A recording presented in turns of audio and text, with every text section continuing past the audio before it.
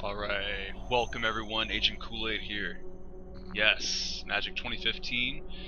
You saw me beat the campaign. Well, by the time I put this up here, I'll have beaten the campaign, but I haven't released all the videos. But, here are all the booster packs that I've unlocked throughout the entire course of playing the campaign. And I want to talk about a few different things. I want to talk about Magic 2015, Duels of the Planeswalker, as the new game of the series compared to the old ones. You know, it gets a lot of hate from the fans. It gets a lot of criticism and talk because it doesn't have the multiplayer modes. And I definitely agree with that full-heartedly. When I heard that this game did not have Two-Headed Giant, I was so upset. I actually thought about not buying the game, but it's Magic. It's $10 on Steam, or $9.99 on Steam, and dude, $9.99, come on. For a card game, Magic, come on. You gotta buy it. Alright, well, besides that point, people say that it's pay to win. People say that you have to purchase the premium boosters because they have the better cards. Let me tell you, I think a lot of people are just really upset at the concept of pay to win. Any game where you can buy something to progress yourself or make yourself better, I think that the game gets a lot of talk down upon. I don't know if I said that right, but yeah, a lot of people talk down upon it just because it has the option that you can purchase something that will benefit you. And yes, the game does have better cards if you buy the premium packs. However, you can see all the cards that you can unlock in the game via this card collection mode. It will show you every single card that you can unlock from the different sets.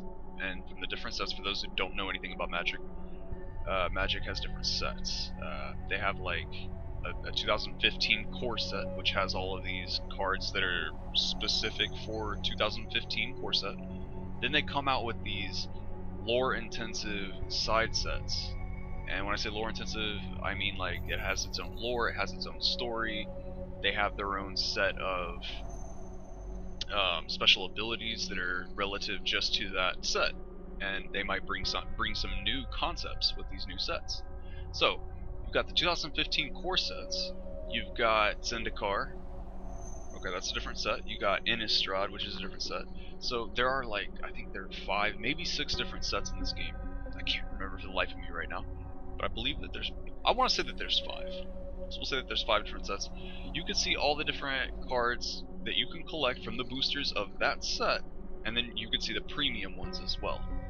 Now, people say, oh, they cry. They just break down and cry.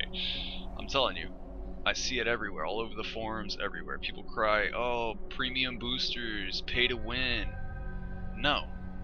Just because you get a card, and by the way, yes, it has like some really good stats. I think one of the cards that you can obtain from pay to win is like a flying lifelink, death touch, protection from dragons and demons and vampires and whatever, but it's a 5/5 flyer and it requires 1 of each type of mana.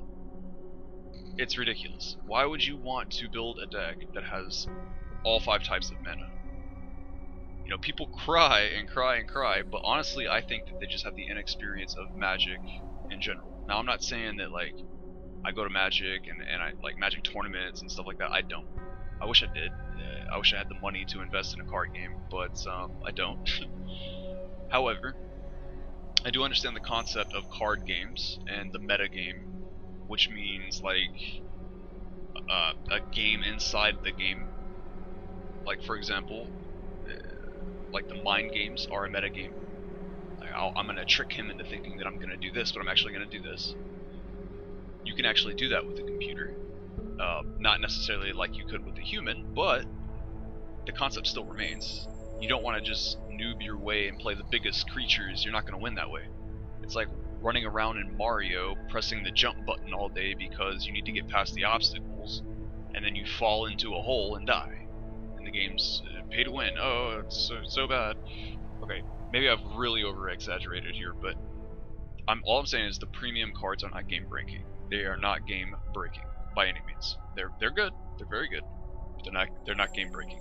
I want to say that maybe there are 30 to 40 cards that you can obtain from $1.99 boosters that you buy. But I think I purchased maybe 3 boosters. I had pre-purchased Magic 2015 before it came out, and I was given 2 boosters for pre-purchasing, which contained a total of 20, maybe 30 cards. I can't remember if it's 10 or 15 per pack. But guys, this game is great. $9.99, purchase it. You're gonna get hooked. You're gonna love it. You're gonna learn how to play Magic if you've never played Magic before. You get the free deck building mode, which is something that's introduced in this version opposed to the other versions. In the other versions, you have these preset decks that are built for you, and as you beat someone, you unlock a card for it. Well, in this game, when you beat somebody, you get a booster. I like that. It has its own randomness, and for those who have never played Magic before or are trying to get into the game itself, you know, not just the computer game, but possibly in real life as well, that's how it works. I mean, you don't beat someone to get a booster, but the feeling of opening a booster is relevant. It's exciting. You get 3 uncommons and a rare, or better, possibly. You fashion a deck around whatever you have, whereas in the previous, like I said, in the previous Duels of the Planeswalkers, there we go, they were all set decks, and I found that very mundane and boring, whereas this one really captivated my interest because I wanted to collect all the cards. I wanted to put all my time and effort into building a really, really strong deck and then take it on to multiplayer. So that's just my rant about Magic 2015. Definitely not going to talk through the entire card booster opening process. I hope you guys enjoy it. I definitely like looking at some Magic cards straight from the boosters, so enjoy, guys, and thanks for watching.